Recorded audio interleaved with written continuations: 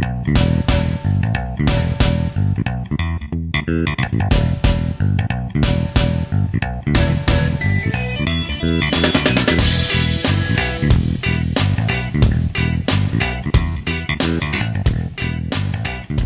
hello everybody, and welcome to a brand new episode of the Story to Screen podcast, the movie podcast where we review all different kinds of movies, new and old. I'm your host, Chris, and joining me again in his fourth appearance on the show, yes, it's a record so far, Benjamin Curley. Hey, welcome back, Ben. Hey, good, thank you. You must just have a habit of scaring everybody off or something. Except for Trey Bowles. I'm not that scary. So, and obviously, since you've come on 4 times, obviously you're not afraid of me. No. On today's review, we'll be reviewing the new film from the Erwin brothers, I should say. Sorry, Mom's Night Out, starring Sarah Drew, Sean Astin, Patricia Heaton, Trace Adkins, and Alex Kendricks. So let's just go ahead and just dive into our review. All right, sounds good. Mom, Beck's playing in the toilet again! Surprise! We made you late! Where's sugar? Oh, no. He's gonna put that in his mouth and become one of the 400 estimated people that die from acute salmonella. Do not put that finger in your... Oh, you having a rough morning? Tell me it's all gonna be okay. It's all gonna be okay. Just give it 5 years. Year 7 or 5... You have to choose to do something for yourself. I planned this mom's night thing What? for Saturday. You planned a mom's night? Yes, sister! That was from the trailer of the new movie, Mom's Night Out. It's the second film from the Erwin brothers, Andrew and John Erwin, who directed, whose first feature-length movie was October Baby. Did you see October Baby? I did see October Baby. I enjoyed it quite a bit. It was really well done. Okay, I have not seen that movie. I saw the trailer for that movie, and I was really impressed with the trailer. But my mom and my sister saw it, and they told me that they weren't really big fans of it for some reason. They felt like it was a little bit... The story was kind of weak for the themes of abortion. Well, yeah, I it's been a long time since I saw it, so I can't really argue for or against that. I do know that it I think handled that delicate topic very well and gave you a new perspective and put a face to abortion in one sense and Okay. And kind of brought you into it. Okay. I still want to check it out. I just and judge it on my own terms, but yeah, this is their second film. I think it was about a year ago. The first time I heard about it, I don't know about you, the first time I heard about it was when a friend of ours, Nathaniel Darnell, invited us to the movie set. This is a really fond memory for us. We were actually extras on the church scene where Alex Kendrick is preaching. Did you see yourself in there anywhere? This is going to be a really good podcast for us because this is the first film where we actually make our film extras debut. I didn't see myself very well. I may have seen the top of my head somewhere. My head was shaven at that point, so I saw somebody's head on the side there. But did you see yourself? I'm pretty sure I saw a blurry, fuzzy me in the background. When the DVD comes out, we will photo capture that moment and then we'll post it on the show showing our debut. But I also had another scene, but we'll talk about that a little later. Well, let me read you the plot synopsis. Feeling overworked by her children, mother of 3, Allison, decides to go on a mom's night out with her friends, Izzy and Sandra. The 3 expect a night to unwind while Allison's husband, Sean, played by Sean Astin, takes care of the kids. We need to pause right there, okay? How uncreative is that Sean Astin, his character, is named Sean? I'm sure it just made everything on set simpler. I've noticed this trend a lot lately with actors, especially with independent films or certain TV shows I noticed this a lot more with Disney movies or with Disney TV shows. Oh yeah, where they'll use the real first name. Yes, and I'm like, okay, is that just? is that just a coincidence, or did you just deliberately? Anyway, after their reservation is canceled, things go from bad to worse when Allison's sister-in-law, Bridget, realizes that her infant son, Phoenix, not to be mistaken with Joaquin Phoenix, is missing. The four travel across the city looking for the child and ultimately learning to quit blaming others for their own problems. While all this is going on, their husbands attempt to care for the children with disastrous results, as it is usual with all comedies. So Ben, what did you think of this movie? I really enjoyed it. I died laughing multiple times. It was a real hoot. I enjoyed it a lot. Did you just say you died laughing several times? Yeah. No, they had to perform CPR right there.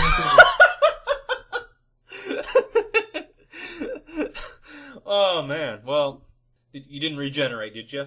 No, sadly. Well, yeah, your face looks the same. Well, you never know. But anyway, so you really liked it a lot, did you? Oh, I did. Okay. I really liked it a lot as well. I was laughing all over the place, especially specifically with two certain moments in the movie, but we'll talk about that a little later. I was curious going into this movie because of course the early buzz was kind of very negative, from the secular media. Mm-hmm. And some of the early reviews were saying that this was a very anti-feminist movie. They couldn't be further from the truth. Well, yeah, I mean, while Sarah Drew's character Allison is definitely a stay-at-home mom, the movie is definitely in no way ever came across as a huge anti-feminist film at any point in time. I mean, yeah, it showed that it definitely depicted.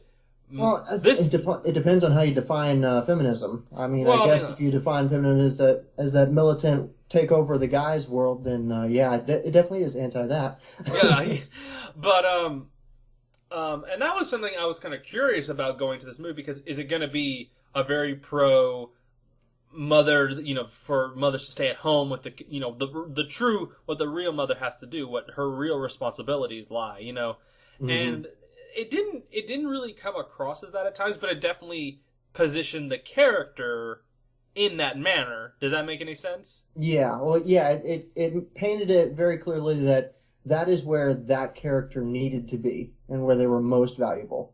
Now, it didn't give a blanket, this is where all women should be at all. It just said, for her as a mother in the position she is, this is where she is needed, this is where she is most valuable.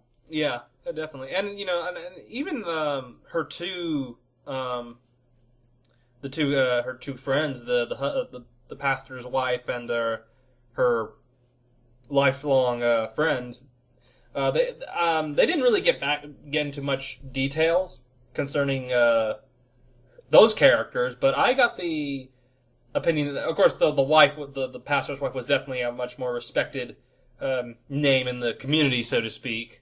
Mm-hmm. Not that they really expanded on that a little bit. It was everything was more from Allison's point of view, that was good. They kind of showed it from that character's perspective of everything that was going on. But mm-hmm. What did you think of the humor that was depicted in this movie? Did it feel like it was something that hadn't been done before with any Christian films, or did you think it was kind of original and fresh for the most part? I felt like it was pretty thought out and intelligent humor. Even some of the slapstick humor wasn't overplayed or overused. I think it was done very tastefully, which is rare to find for even some well-known Hollywood comedies. Yeah, wasn't vulgar, which was nice for a change. Mm-hmm. Mm-hmm. As far as the Christian market goes, that's some of the best humor I've seen. That's what I was going to go with. Thank you. The Christian mm-hmm. marketing for this movie, or the marketing for this movie. Period. The movie hasn't really been pushed as a Christian film. It's been more more directly pushed as a comedy, a family comedy. Yeah, which actually I think that was a very smart move, and I think that's actually where it fits best. truthfully. You notice with the trailers and the posters and just the marketing in general, the main thing they've been kind of pushing is the whole thing about motherhood, her responsibilities and that type of thing. You know, the seeking of being the perfect mom, and that's what the character's journey is through this movie, is the seeking of trying to be the perfect mom, which is a fantasy. There's no such thing as a perfect mom. As you know, we're sons. We have mothers, and mothers, tried their best to take care of us, and they did their best. Were they perfect? No, but they definitely tried their best in order to raise us. And another thing too, that I actually heard an interesting thing earlier today, was that not only is this movie about motherhood, it's a movie about parenthood, period, as well, because it's showing the depiction from both sides. That parenthood is, in almost a way, is a cooperation between the two individuals, the mother and the father. Father aspect is kind of played down a little bit. I mean, this is the mother's film, so to speak. But this one, going into this movie, I was kind of curious how much it was if this was going to be similar to Courageous, the movie, which is a very heavily pro father figures and fatherhood and that type of thing. This is the complete opposite of that movie. For a little while, it did look like it was heading that direction. I'm happy it didn't. Same here. Because I think we have enough. Truthfully, I think the Christian market is saturated with these message films, where it's, directed at a specific issue to try to address it and try to make a movement out of it. And those have their place, but I kind of feel like it's an affront to the skill and art required for filmmaking, period. And it's abusing it, and it's not utilizing filmmaking to its full potential. I mean, it's one aspect of it, and I just feel like the Christian market overuses that one aspect. This is me trying not to have a panic attack. I should be happy that they're making me breakfast. Instead, all I see is salmonella. Salmonella everywhere. On the floor, on the counter, on my children. I'm a salmonella phobe. Last week, this happened to a doll, and I burned it. Okay, so I didn't realize that was Bailey's favorite doll. And I do feel bad about that. We're gonna play a little game. Everybody freeze! Beck? No, do not put that. Oh, no. He's gonna eat it. He's gonna put that in his mouth and become one of the estimated 400 people that die from acute salmonella poisoning, which I read about on a blog somewhere. Yeah. Let's talk about the cast. Sarah Drew, I know her from, I don't watch this show, but I do. She apparently is on that show Grey's Anatomy, which I'm still shocked to this day that show's still running. 10 seasons? Wow. Oh, good grief. That's just not fair. Okay, all the worst shows get 10 seasons, and all the best shows get canceled after 1 or 2. Yes. Just not right. Well, Doctor Who, I'll take that back. Okay, there's exceptions to the rule, but... But let's be kind of honest. Come on. Well, let's be kind of honest. The last 2 seasons have not been that good on Doctor Who, but that's neither here nor there. And I watched a chunk of Smallville, but that show was trying to be more of a fan-pleasing type of show than it was trying to be a good show, period. But, no, I actually liked her in this movie. She was very adorable. I thought she really played that insane, on the verge of going insane type of a mother very, very well. And apparently she's actually a Christian herself.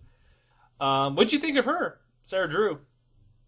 I thought her character and her personality was very charming. It was a lot of fun to watch her act, and you really felt for her as a mother. Oh, yes. Yeah.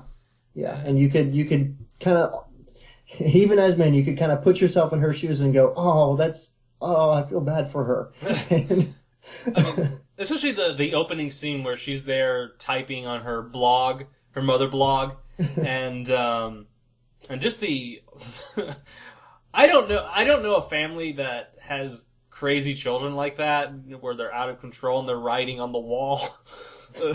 I know a few. Well, okay. I'm not one of them. I was a good little boy. I didn't... The only thing I ever did was when I went after the ice cream truck, but that's neither here nor there. We won't mention that. Yeah. Shh. Shh. I'm editing this out. Shh. But anyway, the funny thing was that she actually left the drawings on the wall. Her daughter's drawings on the wall, and she again, I loved it when that expression on her face when you knew that she was just about to break. She was about to break emotionally. Mm-hmm. And I loved the scene between her and Sean Astin in the closet. How many times have we seen our own mothers there? They're about to like it's just like they're on the edge and they've just totally lost it and they just want to just get 5 minutes. I wish you could have done this. I don't think she did, but I didn't see her go like her teeth are hardened and then she's like ah! Her head's just vibrating. Yeah, I think they toned it down for. Yeah, that would have been NC-17 section right there. They were afraid of that. We can't have a mother violently just shaking her head and then grabbing the children by the neck and just like, how dare you do this? They couldn't do that. So, but anyway, I love the scene between her and her husband in the closet where she's eating that whole bag of chocolates. And she's watching the eagle thing. Okay, what was the point of that whole thing? I thought that was going to have a little bit more of a bigger payoff. It was the payoff for it was in the scene at the police station when the biker dude Bones was talking to her, and he was saying, the eagle, she's just taking care of her young, doing what she's supposed to do, what she's designed to do, and nothing more and nothing less. Okay. That's basically it. Okay. I think that's kind of tying to the whole message of the movie. You just have to be the best mother you can possibly be, nothing more, nothing less, as you just said. Sean Astin, nice to see Samwise Gamgee again after I haven't seen him lately in his more recent projects. I actually met Sean Astin. I think I've told you that story, and I think I've shown you the picture already where I met him. Oh yeah. He was so awesome. I got my Lord of the Rings poster, which I'm looking at right now. I got that autographed by him. Nice. Just told him and got my picture with him, and told him how great he was in Return of the King, and he was a really cool dude. I really that was one of the main reasons why I wanted to go visit the set was him and Alex Kendrick. But Sean was very delightful in this movie. He was he always comes across as the everyman in most of his movies, and with the exception of Lord of the Rings, he's playing such a different character there. Yeah, but, different role, but yeah. But he plays the everyman very, very well, and you can just identify with him. He's the the American man. Exactly. I mean, in what was it, Rudy? That was a really good film that he played a very similar role where we get inspired by him, we kind of feel with him, and yeah. I want to see that movie. I've not. That's on my to watch list. See it. It's a good film. Okay, yeah. All this movie needed was Elijah Woods, and that would have been complete. There you go. I don't know. I don't know if we want Blue Eyes on set. Oh, Sean, this has been the worst night ever. I honestly don't know how it could get any worse. All right. Yeah, all right. Don't move. Where are you? Don't freak out. Some police station. With the police? Okay, we gotta go. You found them? Yeah, okay, let's do this. Hey, big guy, thanks very much. Okay. Wait, so are the police coming or not? Alex Kendrick didn't have that much of an appearance in this movie. I thought he was going to have a little bit more of a presence in this movie. I thought he was going to be the one that was going to kind of tie bring the movie biblically into full circle. Does that make any sense? Yeah, I see what you're trying to say. Yeah, I mean, he really didn't have much of a role at all. He just kind of a cameo sort of position. Yeah. Which I liked. Yeah. I mean, he's really good friends with the Urine brothers. I know that much. I know that he was actually the one that he challenged them basically with this type of with this film. So that's been the story of how this movie kind of got started. The reception for this movie has been really, really cold. I want to read the Rotten Tomatoes thing right Okay. here. At a 16%, cheap-looking, unfunny, and kind of sexist to boot, Mom's Night Out is a disappointment from start to finish. Well, I have to, and again, so far, I have to kind of disagree with this whole thing, because I have to strongly disagree. Because I don't think they watched the same film. No, and the thing, and I was kind of expecting this. I mean, the shocker would have been like, oh, hey, people are actually a little bit more warming up to this, but by no means did this movie feel cheap at all. They shot this. I think is they're scared. Okay, there's finally some quality, family-friendly Christian films that are actually, good. And yeah. you don't look at them and you think cheap. No. So they have to go out of their way to try to sell it as cheap now, because it's really not anymore. There was once a time they didn't even need to say that. The cover of the DVD said enough. Yeah. But no, this movie felt like a great quality film. I mean, the cinematography, which there's a sequence in this movie that I will mention in just a minute, but the cinematography in this movie I thought was amazing. There's a scene from this movie, like towards the very end, where the camera is rotating around the table where Sarah Drew is typing onto her computer, and the sun is.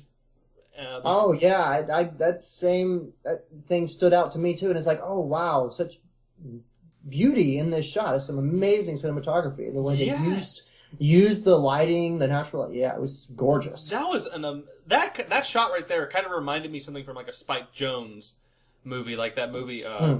What is it? Her. It kind of had that look to it. Mm-hmm. It kind of had that look, with Joaquin Phoenix, and the sun and all that stuff. But it had that feel and look to it. And like, wow, this felt actually. I take that back. It felt like actually one of those orange juice commercials. I'm sorry for yeah, I know, right? Yeah. But it just felt, It just felt so cornfields in the morning sun, and yes, it just felt so unique. And I'm like, this is what I want to see from a Christian film. It's taking the technical advantages to a new level of artistry. Yeah, someone who's finally knows their craft, and they're not just churning out, movies by the dozen like everything else Pure Flix does. Yeah. And can I just say that car chase is amazing. That was really good. Yes, I mean, you remember that I'm not really a big fan of Courageous. Mm-hmm. Because I felt like that when it came to the action scenes in that movie, for some reason, I don't know why. Maybe if I watch it again, maybe I'll have a different opinion on it. But I kind of felt like the action scenes in Courageous were kind of a little bit uninteresting. It was kind of the way that they shot it was just kind of... The way they shot it was kind of distant. You weren't really in the action as much. Yeah, it kind of felt your typical procedure type of action scene. But this was like, they got it. They know exactly what they did something unique. They did something original. And the cinematography, the way that they positioned the camera, and that was great. And look, we had a motorcycle. A motorcycle chase. How awesome was that? I know, right? And now, the Irwin brothers, they know their cinematography. They're good. Oh yeah. They have a lot of credits in the what is it? I think music videos. And I know that music videos are very artistic in that type of sense, but I've not seen... I don't know if you saw the Mysterious Islands. It was a documentary that Vision Forum released, and they did a lot of cinematography on that, and it was beautiful. Oh, really? Mm-hmm. Where did they shoot that documentary? What location? Well, that was in the Galapagos Islands. Oh, okay. But yeah, man, that was the thing that really stood out to me in that chase scene. Was like, wow, finally. Someone that it just took it up to a new notch for me, and I just really, really dug that moment. Oh man, and also we saw a car twirl at an 8. I think it was, what was it, a 50-degree angle? I know, right? With dust. That's awesome. Yeah. That's awesome. It's like, yes. 1, 2, 3, hit! Whoa! You alright? Yes, I'm fine. I'm under control. Could you help me get my kids out? Whoa, whoa, whoa! What was that? It's a bird. A bird? Yes, it's a bird, okay? My kids, they wanted to bring the pet bird. And you let them? How do you know it's gonna be flying all over the place? Why did you put it in the cage? I don't think I thought of that. Look, it was in the cage, and the locking mechanism isn't exactly very intuitive. Stay, Mama. Its name is Mama. Now, you remember when I was texting you, right? That I had just seen it, and I think you were just about to go see it that night. Let me just grab my cell phone real quickly. Okay, here was my thing. I said, you asked me if I liked it, and I said, I liked it as a wholesome comedy. I'm not too sure what to make of it as a Christian film. I bet you're still wondering, like, what was that all about? Yeah, I thought about that for a little while, and I think I know what you're trying to say. But let me just go ahead. Because the movie's message, and this is where we're going to be kind of coming to an end to, is the movie's message. The movie's message, really felt like a universal theme to all mothers. Like it wasn't like I was actually expecting a much more constructive type of message. Like no matter we're imperfect mothers, yes, but we can strive to be better mothers in our own household. Does that make any sense? It wasn't unless I missed something. It just felt like to me. We're imperfect mothers, that's the way that we were created. That's kind of it. And I kind of felt a little, somewhat slightly cheated there for some weird reason. There was a couple of moments there that did, I don't know. Okay. The scene when, typing on her computer, getting all the girls out of jail, and she steps back in to talk to the other girl, and she says, you're an amazing parent. You're doing a great job. And that just kind of rubbed me wrong because she's not parenting well. She's putting her kid off on anyone who will take them. And that and her son, is an illegitimate child. Yeah. So there was no more resolution to that. I cannot fault her for mistakes, but there are things that she could be doing better. I mean, it's easy to say that and not be in the circuit. I don't want to come across as hyper harsh here or anything. No, yeah, it's just we're just trying to bring. In every situation, there's factors that you have to. You can't make a judgment call on that until you've determined all the factors and you're in it. But I get what she's trying to say. I don't think that's exactly I don't think that's what she needed to specifically say. Yeah, there was something.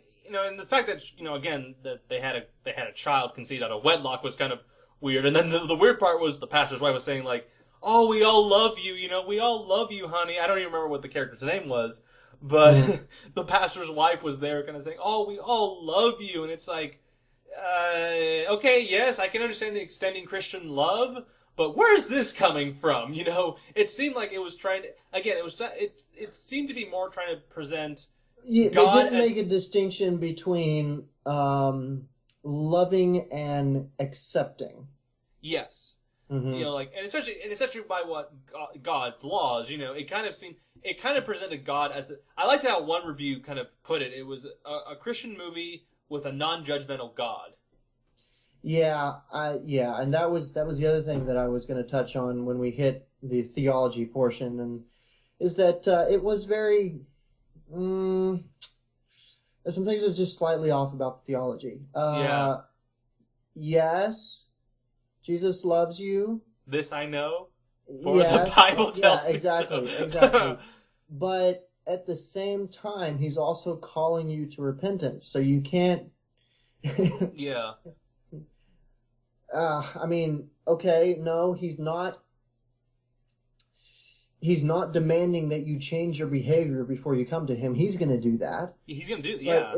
It's just there's some. I can understand them trying to not bothering to make all those distinctions right off the bat because the movie's that's not really what the film was about. That movie was more about. It was more of a mother's love letter, a love letter to mothers, I should say, and I think when it tried to intersect, biblical theology, I think that's where the movie was at its weakest, I think. I agree. I mean, I was willing to accept some of the mistakes because the character it came from, we know to not be a Christian. Yes. Not the actor, but the character that was playing it. Bones. When he's trying to talk. Oh yes. Oh gosh. And some of his theology is all messed up, and I'm willing to accept that because he isn't a Christian and he doesn't know any better. He's just trying to be encouraging. Yeah. I felt like that scene. Yeah, so I'm willing to accept that and say, okay, well, I see what he's trying to say, and it's good. Need to change a few things, but I can live with it. Okay, yeah. And I think, and I spoke to my dad about that, and he was like, well, maybe it's, maybe it's good for a change, because we have so many preaching movies, that maybe it was just like, maybe it's just nice to have a movie that was just trying to get, Exactly. And that's why I'm willing to go with it. I mean, I like to be hypercritical about Christian movies, just because that's what they are. And yeah. And that's what the weird part about this movie. It hasn't, the marketing, again, like, it wasn't really being aimed as a Christian movie. It was more being aimed as just a comedy, a family comedy. Exactly. And that's how I had to walk away from it. I had to walk away and say, okay, I'm gonna put it in the category of Hollywood film, because that's the quality level that it was at. And that's the amount of advertising it had. So I'm just going to put it in that category. And then I'm going to put it under the category of comedy. And then I'm going to put it under the category of nice to Christians. Yeah. Presented Christianity in a very, very good light. Yeah. And when you take into account the first two and then look at the third, I can't really say anything bad about it. Yeah.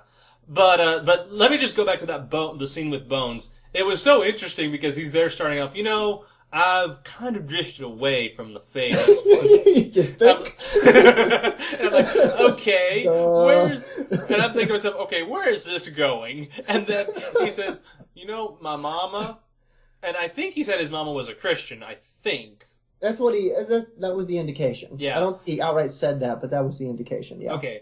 And then he says to her that, son, no matter who you are or what you do or something like that, God will always love you. And I'm like... Exactly. And that's the point I'm talking about. That just, it's true, but not quite.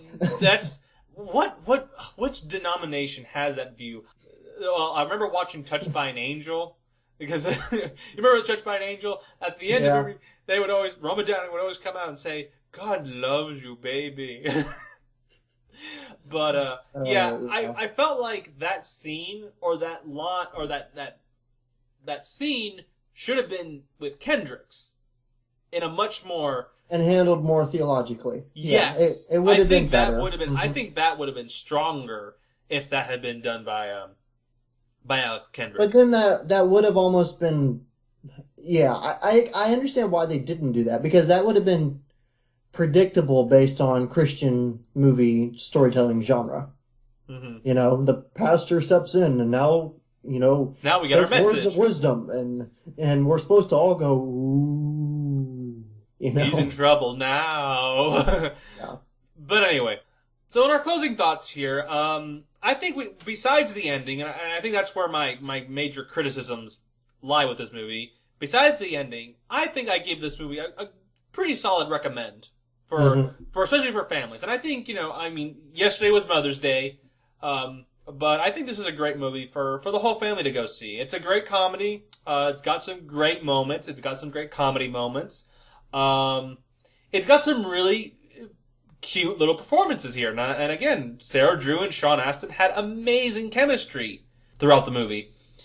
And it's just a great, as I said earlier, it's a great love letter to all mothers, I think. And I think that's the thing that maybe I wasn't able to attach on. Maybe it's like, this is a love letter to mothers. I'm not a mother. I'm not female. I have no intention of becoming a female. So maybe the marketed, the targeted message was just didn't latch onto me. But I still took it nonetheless as a very good comedy, and I look forward to seeing what these guys do next.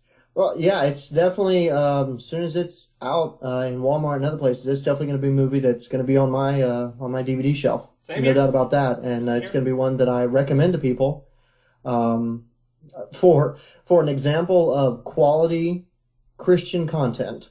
Yeah. And just great laughs, great clean laughs. Yeah. Anyway, thank you very much, ladies and gentlemen, for joining us tonight. This has been a great episode. I think this is going to be probably our shortest episode, most likely. Thank you, Ben, for coming onto our show. This is actually, it's funny. This is actually our first chick-flick type of film that we did. It's true, yeah.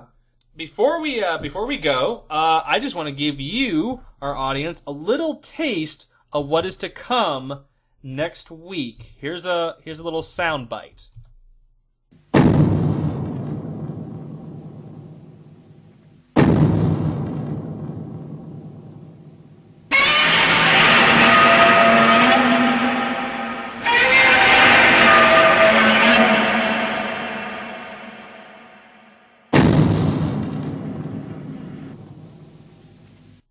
Yes, ladies and gentlemen, next week we'll be reviewing the new Godzilla movie that stars Bryan Cranston, Elizabeth Olsen, and Ken Watanabe. It's the reboot, remake. There's so many of these things. I'm getting tired of them, but it's the remake. They just keep getting better. That depends on your point of view. But anyway, yes, they'll be reviewing the new Godzilla movie. Ben, do you think you'll be joining us for that one? I hope so. Okay. Yeah. Ian Moffat will be joining us. Sweet. So, well, then I think we'll have fun. Yes. So, Ben, again, thank you very much for coming onto this show. It's always a pleasure to have you on here. You're very welcome. I really enjoy it. Okay, thank you. And, ladies and gentlemen, we'll catch you next week, as we said, with our Godzilla, as we transition from Mom's Night Out to Godzilla. That is an interesting transition right there. So, take care, everybody. All right, goodbye, everybody.